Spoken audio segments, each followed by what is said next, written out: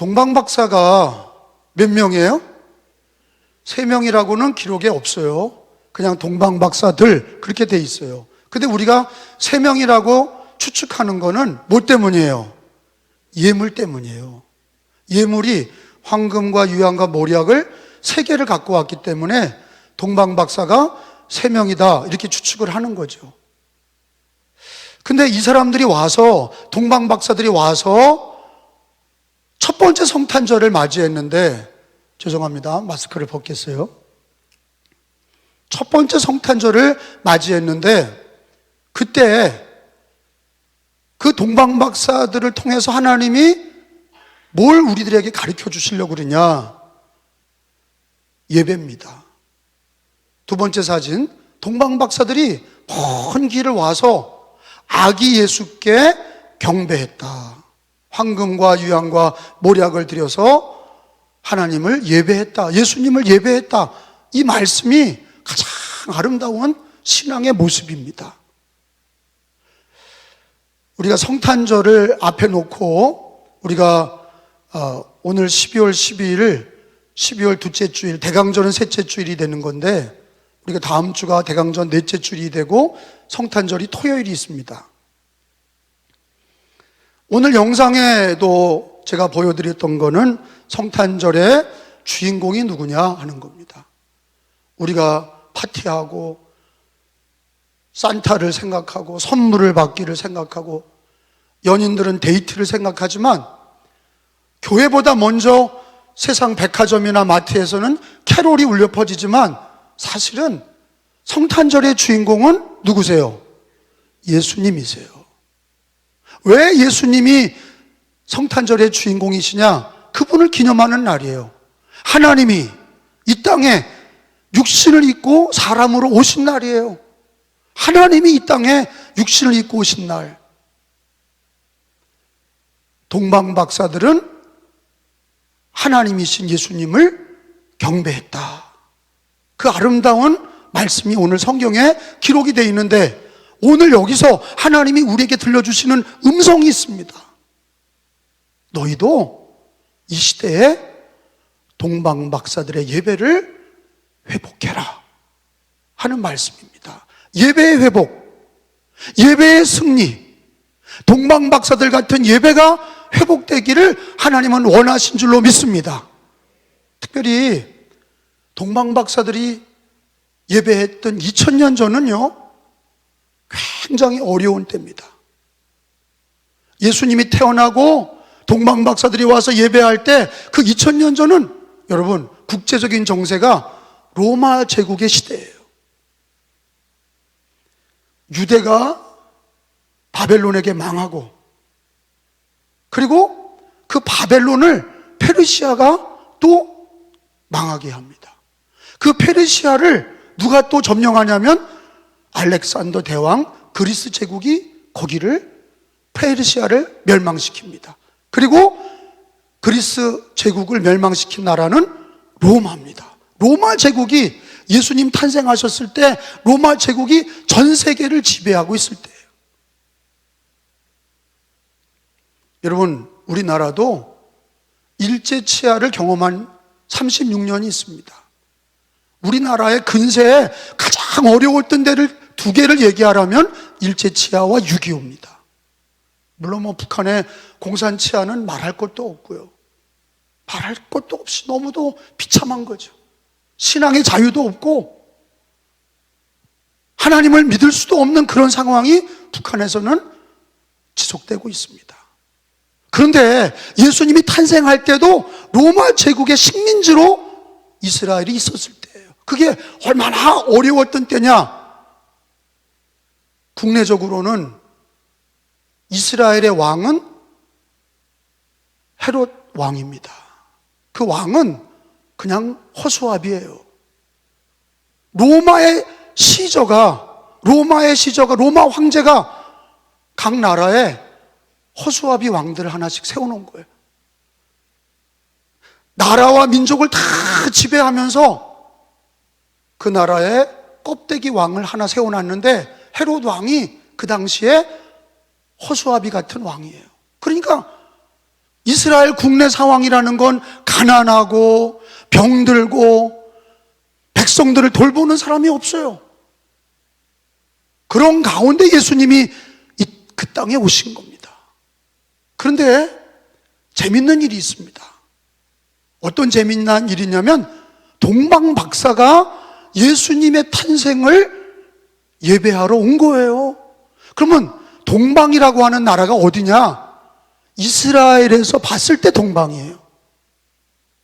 우리나라의 동방이 아니라 이스라엘에서 봤을 때 동방이 어디냐? 모든 학자들이 추측건데 페르시아다 하는 거예요. 로마 제국이 점령하고 있지만 페르시아 제국이 거기에 있던 민족들 중에 동방족장, 동방박사, 별을 연구하는 박사인데 그 위치가 어느 정도냐 하는 거를 가늠할 수 있는 게 뭐냐? 유대 땅에 와서 동네 사람들한테 물어본 게 아니라 왕궁에 들어가서 왕한테 물어봅니다. 그 정도의 위치인 거예요. 동방박사가 일반 평민이 아니에요. 유대 땅에 와서 먼저 왕국에 들어와서 유대인의 왕이 어디 났냐 이 얘기를 물어본 사람이, 동방박사들이 물어본 대상이 누구냐? 왕에게, 헤롯 왕에게 물어본 거예요. 누가 함부로 왕궁에 들어가서 왕을 아련하고 여기 유대인의 왕이 어디 났습니까? 이렇게 물어볼 만한 위치라고 하는 거는 동방박사들이 페르시아의 족장, 높은 위치에 있던 사람들이라는 거를 알 수 있는 거예요. 근데 동방박사들은요, 어떻게 별을 보고 메시아 탄생을 알았을까? 학자들이 얘기하곤 이스라엘이 바벨론에게 망하고 다 포로로 끌려갔어요. 그때 끌려갔던 사람 중에 다니엘이 있습니다. 구약 성경에 다니엘이 있어요. 선지자 다니엘. 그가 총리가 되죠. 바벨론이 망하고 페르시아까지 그는 총리였어요. 다니엘은 하나님의 말씀을 성경에 기록했어요. 뭘 기록했냐? 다니엘서 예언의 중요한 예언이 뭐냐? 메시아 탄생입니다. 메시아 출현이에요. 예수님과 다니엘 선지자 사이의 기간이 적어도 500년에서 600년 기간이에요. 500년 전에, 600년 전에 다니엘로부터 이스라엘이 망하고 바벨론 포로로 끌려갔다가 페르시아에 남아서 하나님 말씀을, 그 페르시아에서 말씀을 받아서 기록한 거죠. 그리고 페르시아의 많은 사람들이 메시아 탄생의 예언을 들은 거예요. 고국으로 돌아간 유대인도 있지만 페르시아에 남았던 유대인들도 있어요. 그리고 그 사람들은 메시아 탄생을 다니엘로부터 전해받은 메시아 탄생 예언을 들은 거예요. 동방박사들이 별을 보고, 이방인들입니다.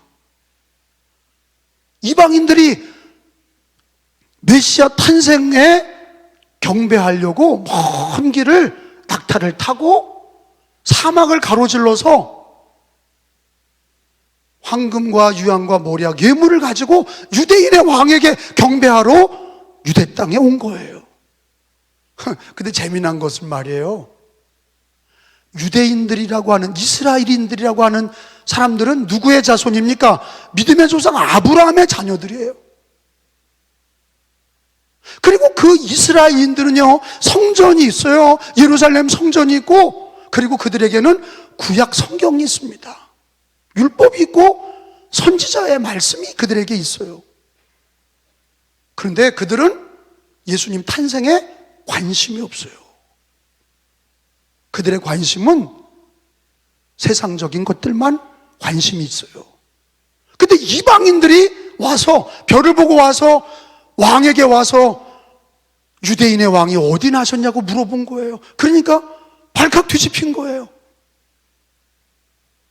헤롯 왕이 대제사장하고 서기관들, 지금으로 말하면 목사님들이에요. 성경을 연구하고 구약을 연구하는, 성경을 연구하는 대제사장들과 서기관들에게 물어봅니다. 유대인의 왕이 어디서 나냐? 메시아가 어디서 나냐? 그러니까 이 사람들이 성경의 예언서, 미가서 5장 2절을 얘기해 줍니다. 베들레헴입니다. 베들레헴에서 메시아가 탄생한다고 구약 성경에 예언이 되어 있습니다. 여러분, 성경을 찾아봅니다. 미가서 5장 2절을 찾아봅니다. 구약에 미가서 5장 2절은 1295페이지에 있어요. 여러분이 적어도 메시아 예언이라고 하는 구약의 예언들은 찾아서 줄을 쳐놓는 게 좋아요. 왜? 성경을 읽을 때 도움이 됩니다. 미가서 5장 2절 말씀은 미가 선지자가 메시아는 어디 탄생하냐? 베들레헴에 탄생한다. 이 얘기를 미가서 5장 2절에 예언해 놓은 거예요. 자, 읽어봅니다. 시작. 베들레헴 에브라다야, 너는 유다 족속 중에 작을지라도 이스라엘을 다스릴 자가 내게서 내게로 나올 것이라. 근데 그의 근본은 상고의 영원에 있느니라. 상고의 영원에 있느니라. 이 영원, 이거는요, 하나님의 탄생을 얘기하는 거예요. 상고, 영원이라는 단어가, 영원과 상고가 이 땅의 베들레헴에 태어난다. 그거는요, 이 땅의 육신의 왕을 얘기하는 게 아니라 메시아, 구세주의 탄생을 베들레헴에서 오신다 하는 거를 하나님은 이미 구약 성경 미가서에 예언하고 있어요. 근데 더 재밌는 거는 이렇게 물어봤으면 답을 댔잖아요. 베들레헴에서 메시아가 태어납니다. 근데 동방에서 이 사람들은 별을 보고 와서 베들레헴이라는 동네를 알고 경배하러 갔는데 대제사장들은 경배하지 않았어요. 믿지 않았어요. 예수님 탄생을 믿지도 않았고 경배하지도 않았어요. 그리고 헤롯 왕은 유대인의 왕이 태어난다는 소식을 듣고 자기가 왕인데 또 왕이 태어나면 그거는 반란이에요. 그러니까 왕을 죽여야 돼. 자기의 왕권을 유지하기 위해서 메시아 탄생을 막기 위해서 나에게도 얘기해 줘라. 그러면 나도 가서 경배하겠다. 원래는 메시아를 죽이려고 한 거예요. 그래서 성경 오늘 누가복음 2장 16절에 보면은 동방 박사들이 헤롯 왕한테 가지 않고 경배한 다음에 다른 길로 고향으로 돌아가 버렸죠. 그런 얘기를 듣고 헤롯 왕은요, 예수님을 죽이기 위해서 남자아이들을, 베들레헴에 있는 남자아이들 다 죽였어요. 성경에 보세요. 16절에 시작. 이에 헤롯이 박사들에게 속은 줄을 알고 심히 노하여 사람을 보내어 베들레헴과 그 모든 지경 안에 있는 산의 아이를 박사들에게 자세히 알아본 그때를 기준하여 2살 아래 그 아래로 다 죽이니. 여러분, 헤롯은요, 왕은 예수님 탄생을 믿은 거예요. 근데 믿었지만 어떻게 했어요? 안티했어. 그를 죽여버리자.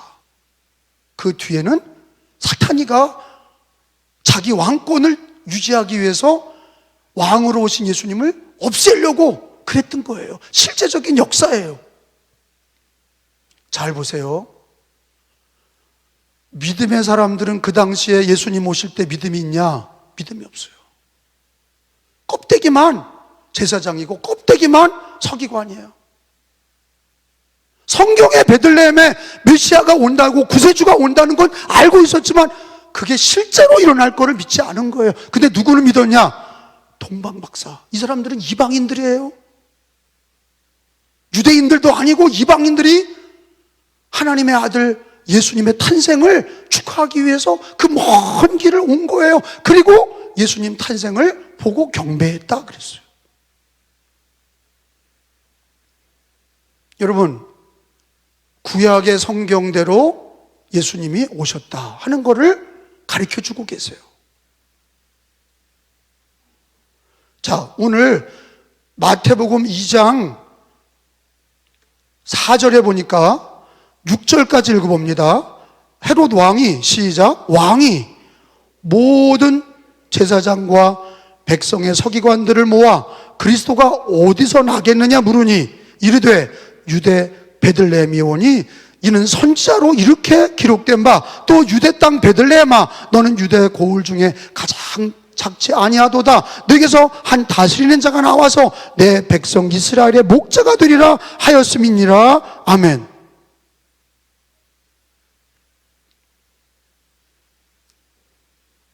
예수님은 어떻게 오신 거예요? 갑자기 동정녀를 통해 갑자기 오신 게 아니라는 걸 알 수 있어요. 갑자기 오신 게 아니라 모델로 오신 거예요. 성경대로 오신 거예요. 그 당시에 성경은 뭐예요? 구약입니다. 예수님은 구약 성경대로 이 땅에 오신 거예요. 할렐루야. 할렐루야. 이거 굉장히 중요한 거예요. 예수님이 성경대로 이 땅에 오셨다는 거는 믿는 사람들이 다 알 수 있도록 오신 거예요. 맞죠? 근데 창세기부터 말라기까지 구약 성경은 몇 권으로 돼 있어요? 39권으로 돼 있죠. 39권으로 돼 있어요. 근데 창세기부터 말라기까지 예수님의 탄생, 메시아 탄생을 메시아가 어떻게 오시고 어떻게 십자가에 죽으시고 부활하실 건지를 예수님에 대한 예언이 300번 나옵니다. 몇 번이요? 300번. 제가 그걸 다 찾아봤어요. 줄을 쳐서. 그거 어려운 작업입니다. 제가 왜 다 찾아봤냐? 진짠가 찾아봤어요. 창세기부터 하나님이 자기 아들을 보내시려고 창세기부터 말라기까지 300회 이상을 다 얘기하세요. 동정녀를 통해 오신다, 베들레헴에 오신다, 다윗의 자손으로 오신다. 이게 그런 세세한 얘기가 300회 이상이 나와. 그 중에 하나가 베들레헴의 탄생이에요. 그 중에 하나, 300번 이상 나오는 그 중에 하나가 베들레헴 탄생이에요. 그러면 오늘도 동방박사들이 와서 유대인의 왕이 어디서 났느냐 했을 때 그들은 자동으로 나와 베들레헴입니다 얘기하는데 경배하지 않아. 알기는 알아. 근데 예수님이 탄생하실 거를 믿지 않은 거예요. 성경이 이루어질 거를 믿지 않은 거예요. 이 시대에 많은 기독교인들이 성경을 폼으로 갖고 다니고 읽어도 무슨 윤리서적 읽듯이 읽어요. 이게 실제로 나에게 이루어질 거다 이렇게 믿지 않는 거예요. 그러니까 불행이에요. 그게 불행입니다. 예수님은 성경대로 오셨는데 성경은 대제사장들과 서기관들과 이 사람들이 다 알고 있었는데도 예수님의 탄생을 경배하지 않았고 예수님을 믿지도 않았어요. 그런데 누구는 믿었어요? 동방박사. 동방박사들은 이방인들이 별을 보고 와서 베들레헴의 탄생을 쫓아가서 예수님의 탄생을 축하했어요. 잘 들어보세요. 하나님은 예수님을 보내실 때 모델로 보내신 거예요. 다시, 하나님은 자기 아들을 보내실 때 모델로 보내신 거예요. 성경대로 보내셨어요. 잘 들으세요. 그러면 예수님이 다시 오시는 것도, 재림의 주님으로 오시는 것도 모델로 오세요. 성경대로 오세요. 그러면 오늘 우리가 2021년도, 앞으로 22년도, 앞으로 우리가 주님 앞에 가는 날까지, 아니 예수님이 오시는 날까지 우리는 뭐대로 신앙생활을 해야 돼요? 성경대로. 성경대로 신앙생활 하셔야 돼. 그런데 성경대로 신앙생활 할 때 그게 하나의 그냥 윤리와 세상의 어떤 책 같은 게 아니라 하나님의 말씀은 1.1획도 변함없이 다 이루어질 말씀이라는 걸 믿고 읽으셔야 돼. 오늘 설교 들을 때도 대제사장과 서기관들처럼 어리석게 성경은 읽었지만 예수님이 오셨는데 믿지도 않고 예배도 드리지 않았던 어리석은 자들처럼 신앙생활하지 마시고 성경은 이루어집니다. 성경의 진리대로 사시고 성경의 예언대로 사시고 성경의 가르침대로 사셔야 돼. 왜? 하나님의 말씀은 하나님께서 이루시기 때문이에요. 특별히 우리가 예수 믿는 사람들은 어디에서 정보를 얻냐가 중요해요. 뉴스에서 정보를 얻고, 책에서 정보를 얻고, 뉴스에서 정보를 얻고, 신문에서 정보를 얻고, 인터넷에서 정보를 얻고, 유튜브에서 정보를 얻고. 여러분, 그런 것들은요 다 참고야. 참고. 그냥 참고할 뿐이야. 진짜 이루어질 게 뭐냐? 하나님의 말씀인 줄로 믿습니다. 성경인 줄로 믿습니다. 그래서 성경을요 읽기 시작하셔야 돼. 그리고 읽을 때 믿으셔야 돼. 그 말씀을 읽고 듣고 지키는 자가 복이 있도다.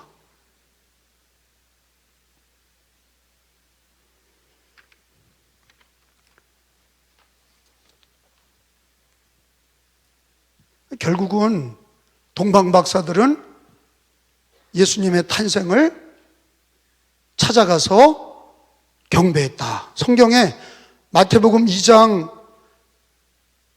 9절로부터 11절까지 읽어봅니다. 시작. 왕의 말을 듣고 갈새 동방에서 보던 그 별이 문득 앞서 인도하여 가다가 악이 있는 곳 위에 머물러 서 있는지라. 그들이 별을 보고 매우 크게 기뻐하더라. 집에 들어가 아기와 그 어머니 마리아가 함께 있는 것을 보고 엎드려 아기께 경배하고 보배합 여러 황금과 유향과 모략을 예물로 드리니라. 아멘. 하나님은 오늘 성탄절을 맞이하는 우리 기독교인들, 그리고 곧 오실 성경대로 재림의 주님을 맞이하는 성도들의 자세는 뭐냐? 동방박사처럼 예배자가 돼야 된다는 걸 가르쳐 주시는 거예요. 예수를 믿으면 예배를 드려야 되는 거예요.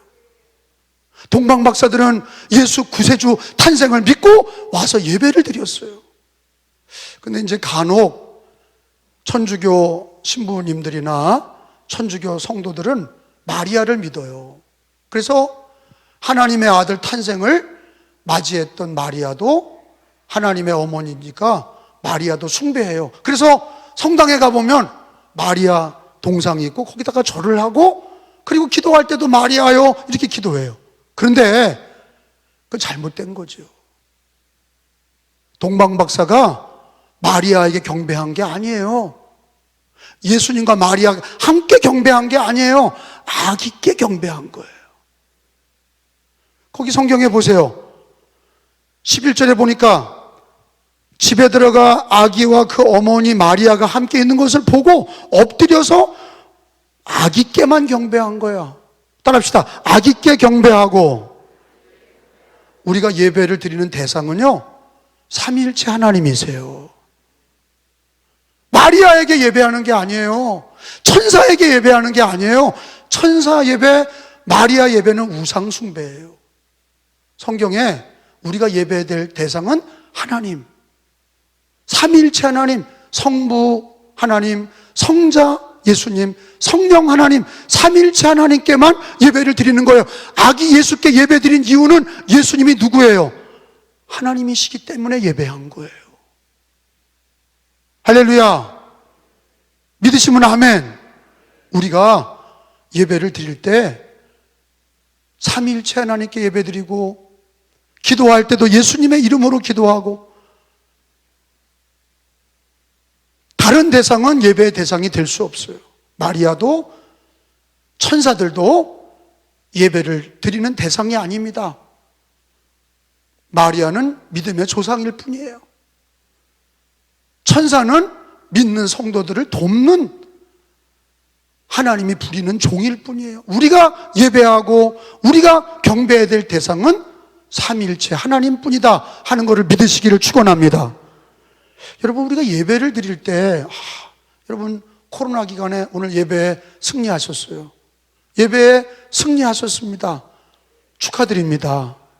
근데 우리보다 믿음이 더 좋은 사람들이 있어요. 부산에 어저께 보니까 나훈아 콘서트에 6,000명이 갔어. 근데 6천 명이 가서 코로나 걸려도 우리가 그냥 무릅쓰고 나훈아 만나서 가서 은혜 받아야 되겠다. 그래서 그냥 나훈아 집회에 그냥 꽉 몰려 6천 명이 몰려서, 어떻게 보면 부러워. 예배를 그렇게 드려야 되는데 덜덜덜 떨어. 우리 기독교인들은 예배 걸리다가 코로나 걸릴까 봐 덜덜 떨어서 안 와. 근데 나훈아 콘서트에 6천 명이 몰려서 부산에, 생각해 볼 일입니다. 여러분, 나훈아 만나려고 6천 명이 갔어요. 그 팬이겠죠. 광팬이죠. 근데 우리는 예수님의 광팬이 아닌가? 나를 구원하시고 나를 위해 죽으시고 나를 위해 살아나시고 다시 오실 예수님을 맞이하는 성도들이 예배를 드릴 때, 여러분, 하나님은 우리가 예배 드리기 전에 예배하는 자를 찾으십니다. 요한복음 4장 23절 말씀을 다 찾아보겠습니다. 예배는 내가 예배 드려야 되겠다 하기 전에 이미 하나님은 예배하는 자를 먼저 찾으세요. 자, 요한복음 4장 23절에 읽어봅니다. 아버지께, 시작. 참되게 예배하는 자들은 영과 진리로 예배할 때가 오나니 곧 이때라. 아버지께서는 자기에게 이렇게 예배하는 자를 찾으시느니라. 따라합시다. 아버지께서는 자기에게 이렇게 예배하는 자들을 찾으시느니라. 그러니까 우리가 예수를 믿는다고 하면서 예배드리지 않는 사람은 신앙 고백이 없는 사람이에요. 대제사장과 서기관과 뭐가 다를 게 있습니까? 성경을 껍데기로 갖고 다니고 성경을 아는 지식은 있어요. 근데 그거를 믿음으로 예배하지 않아. 믿음으로 기도하지 않아. 그러면요, 그거는요, 신앙이 껍데기 신앙이에요. 여러분, 우리나라 불교인들 중에 당신의 종교는 뭡니까? 불교인입니다. 언제 절간 가세요? 초파일날 딱 한 번 갑니다. 자기가 불교인이래. 근데 우리 기독교인이 그런 판이 됐어요. 당신의 종교는 뭡니까? 기독교입니다. 근데 왜 당신 예배 안 드립니까? 예배를 안 드려요. 잘못된 신앙. 마지막 시대에 점점 하나님 앞에 예배를 드리는 게 하나님이 찾으시는 예배고, 하나님을 만나는 시간이고, 사람 만나는 비즈니스가 아니에요. 나를 구원하시고 천지를 창조하시고 생사화복을 주관하시는 역사의 주관자이신 하나님을 만나는, 아버지를 만나는 시간이에요. 예수님을 만나는 시간이에요. 성령을 만나는 시간이에요. 그러면요, 예배 시간을 우선순위로 하셔야 돼. 그래서 우리는 이런 얘기를 하는 거예요. 동방박사들처럼 예배의 승리가 신앙의 승리가 되고 인생의 승리가 되는 거예요. 할렐루야. 예배에 승리하지 못한 사람은 껍데기 신앙입니다. 껍데기 신앙이에요. 이름만, 명분만 기독교인인 거예요. 예배에 승리하셔야 돼. 동방박사들처럼 믿었으면 예배를 드려야 돼요. 황금과 유황과 모략을 들여서 하나님께 예배 드렸어요. 그 시대가 쉬운 시대가 아니었다는 걸 제가 말씀드렸어요. 로마의 식민지 시대고, 왕은 그렇게 백성들을 돌보지 않았고, 예수님 오시는 거를 안티하고 막으려고 그랬고, 그 당시에 대제사장들은 껍데기 신앙 가지고 예배하지 않았어요. 예수님을 맞이하지 않았어요. 오히려 이방인 동방박사들이 믿음을 가지고 하나님의 말씀대로 예수님께 예배하는 승리자들이 되었어요. 예배에 승리하시기를 축원합니다. 토저 목사님이 이런 얘기를 했어요. 하나님께서는 기독교인을 부르셔서 먼저 예배자로 삼으시고 그 후에 봉사자와 전도자를 만드신다 그랬어요. 근데 이 얘기가 맞아요. 하나님은요, 봉사자를 찾는 게 아니야, 전도자를 찾는 게 아니야. 가장 중요한 게 뭐냐? 예수를 믿었으면 예배자가 되셔야 돼. 모든 신앙의 근본이 예배예요. 하나님 앞에 겸손히 예배하고 하나님의 은혜를 구하고 주님께 영광을 돌리는 그 예배가 모든 신앙의 시작이에요. 그러니까 예배 드리고 봉사자가 되시고 예배 드리고 전도자가 되셔야 돼. 제가 찾아보니까 요한 칼빈은, 종교개혁자 칼빈, 장로교회 창시자 칼빈은 뭐라고까지 얘기했냐? 예배드리다가 벌이 와서 쏴도 참고 예배드려라, 이렇게 얘기했다는 거예요. 야, 이거 뭐예요? 그만큼 하나님께 예배드리는 거는 어떤 어려움이 있어도 극복하고 예배드리라는 얘기예요. 그게 종교개혁자들의 예배의 자세였어요. 루터와 칼빈 시대에는 우리 때보다 더 무서운 전염병이 있었어요. 흑사병, 페스트라고 그러죠. 치사율이 50%가 넘어요. 흑사병으로, 페스트로 얼마나 많은 사람이 죽었어요. 그때도 루터와 칼빈은 뭐라 그랬냐?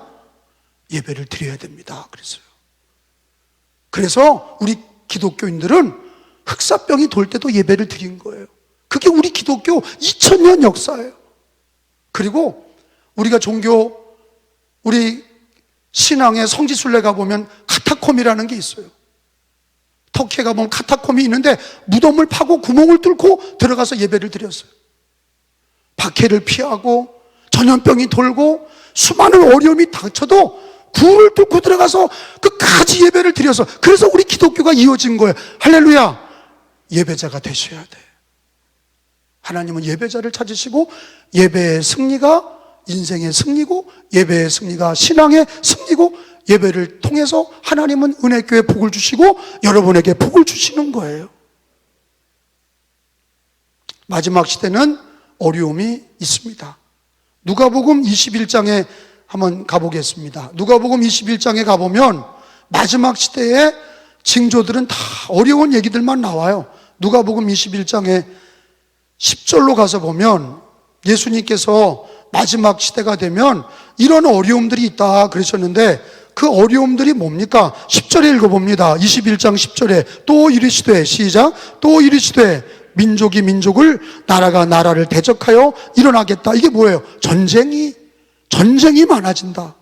마지막 때가 될수록 민족 간에, 나라 간에 전쟁이 있다. 11절에 또 보니까 읽어봅니다. 시작, 곳곳에 큰 지진과 기근과 전염병이 있겠고 또 무서운 일과 하늘로부터 큰 징조들이 있으리라. 이게 마지막 때가 되면 이런 어려운 일들이 많아. 그 안에, 매뉴얼 안에 전염병이 있어요.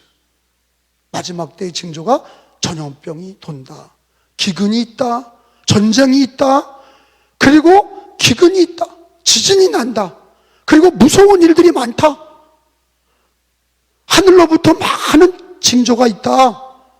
그리고 우리 기독교인들은요, 많은 안티 기독교인으로 어려움을 당한다, 그렇게 얘기하세요. 여러분 17절부터 19절까지도 읽어봅니다. 17절에 또 너희가, 시작, 내 이름으로 말미암아 모든 사람에게 미움을 받을 것이나, 18절에 너희 머리털 하나도 상하지 아니하리. 믿으시면 아멘. 아무리 어려워도 하나님 앞에 예배드리면 하나님께서 너희 머리털 하나도 상하지 않게 지켜주신다. 이게 성경의 말씀이에요. 이걸 믿으셔야 돼. 신앙은 과학이 아니에요. 신앙은 믿음이야. 그리고 마스크 끼고 조심은 하죠. 그런데 이 마지막 시대의 전쟁, 기근, 지진, 전염병, 그리고 기독교인의 많은 어려움들, 핍박과 박해, 거기서 우리는 하나님이 우리 머리털까지 다 상하지 않게 지켜주신다는 믿음을 가지고 동방박사처럼 예배를 드리는 거예요. 인내함으로, 믿음으로 사는 거예요. 그 중에 우리 하나님께서 은혜를 주시고 승리하게 하시고 형통하게 하시고 교회가 부흥하게 하시고, 우리 교회가 코로나 기간에 예배와 기도를 놓지 않으니까, 전도를 놓지 않으니까 하나님께서 우리 교회에 1년 동안 60명 이상의 새신자도 보내주시고, 이게 눈으로 확인되는 일이잖아요. 내년도에 더 많은 어려움이 와도 여러분, 하나님은 내 머리털 하나도 상하지 않게 지켜주시는 걸 믿고 믿음으로 사셔야 돼. 예배자로 사셔야 돼. 승리하시기를 축원합니다. 인내하셔야 돼. 믿음으로 인내하시고 승리하셔야 돼. 자, 오늘 말씀을 정리합니다.